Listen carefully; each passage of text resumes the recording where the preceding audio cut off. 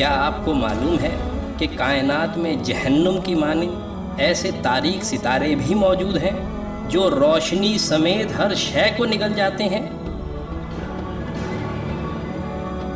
یہ black holes ہیں، یہ حقیقتاً ہیں کیا؟ آئیے دیکھتے ہیں۔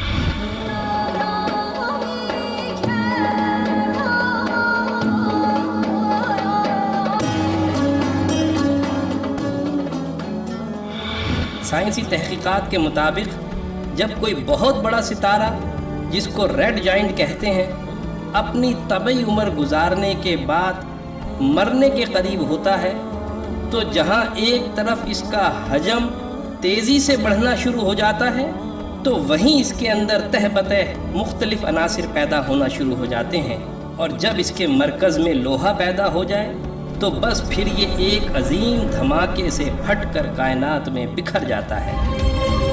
لیکن اس کے مرکز میں شدید ترین کشش کی وجہ سے ایک ایسا کالا بھنور وجود میں آ جاتا ہے جو بعد میں بلیک ہول بن جاتا ہے۔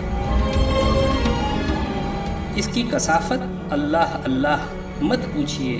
فرض کریں کہ اگر زمین کو چاروں طرف سے دبا دبا کر اتنا چھوٹا کر دیا جائے کہ وہ ایک گولف کی گیند کے برابر ہو جائے تو اس حالت میں جو زمین کی کثافت ہوگی کم و بیش وہی کثافت اس بلیک ہول کی ہوگی۔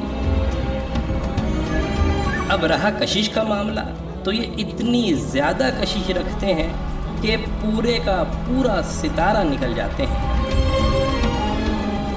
اور اگر خدا نخواستہ کوئی بلیک ہول ہماری زمین کے قریب آ جائے تو پھر ہماری زمین منٹوں میں ذرات بن کر اس کا شکار ہو جائے گی۔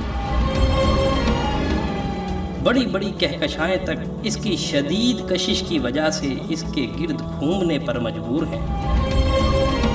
بلیک ہولز کی موجودگی کی اہم ترین نشانی ان میں سے خارج ہونے والی وہ عظیم روشنی ہے جو دودھ کی نکلتی دھاروں کی مانند آج بھی کائنات میں دیکھی جا سکتی ہے۔ اور اب یہ نظریہ تقویت پکڑتا جا رہا ہے کہ یہ ستارے در حقیقت ایک آسمان سے دوسرے آسمان تک جانے کے راستے ہیں۔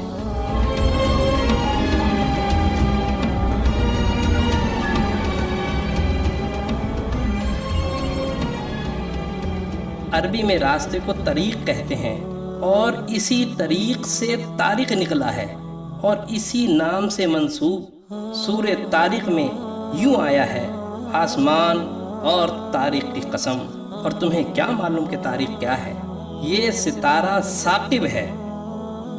ثاقب عربی زبان میں آر پار سوراخ کو کہتے ہیں، اور دودھ کی دھار کی مانند روشنی کو بھی ثاقب کہتے ہیں، جو اندھیرے میں سوراخ ترتی دور تک نکل جاتی ہے۔ یعنی ان آیات میں اس ستارے کی دو خوبیاں بیان کی گئی ہیں۔ پہلی یہ کہ وہ طارق ہے، یعنی راستہ ہے، اور دوسری خوبی ثاقب ہونا ہے، یعنی یہ کہ وہ آر پار شگاف ہے جس سے دودھ کی دھار کی مانند روشنی خارج ہوتی ہے۔ اور یہ دونوں وہ اہم ترین خصوصیات ہیں جو دور جدید میں دریافت ہونے والے بلیک ہولز کا طرہ امتیاز ہیں۔ پھر یہی نہیں، ایک اور نظریہ بھی پروان چڑھ رہا ہے کہ آسمان یا کائناتیں ایک نہیں بلکہ ایک ہی وقت میں کئی ہیں اور آپس میں متوازی ہیں۔ قرآن نے 1400 سال پہلے سورہ نوح میں اس حقیقت کو اس طرح بیان کیا: کیا تم نہیں دیکھتے کہ اللہ نے کس طرح طباق کے مانند ایک کے اوپر ایک کر کے 7 آسمان بنائے ہیں؟ سائنس بھی یہی کہتی ہے کہ یہ بلیک ہولز تعداد میں کئی ہو سکتے ہیں، اور قرآن نے بھی سورہ مومنون میں اس نظریے کو حقیقت کی شکل میں اس طرح پیش کیا ہے کہ اور ہم نے تمہارے اوپر 7 راستے بنائے ہیں۔ لیکن شب معراج میں ایسی تیز رفتار سواری اللہ نے صرف اپنے محبوب صلی اللہ علیہ وآلہ وسلم کو عطا کی تھی، اور وہ ہے براق، جو برق سے نکلا ہے، یعنی بجلی۔ اسی پر سوار ہو کے رسول اللہ صلی اللہ علیہ وسلم معراج کی رات آسمانی دروازوں سے گزرتے چلے گئے۔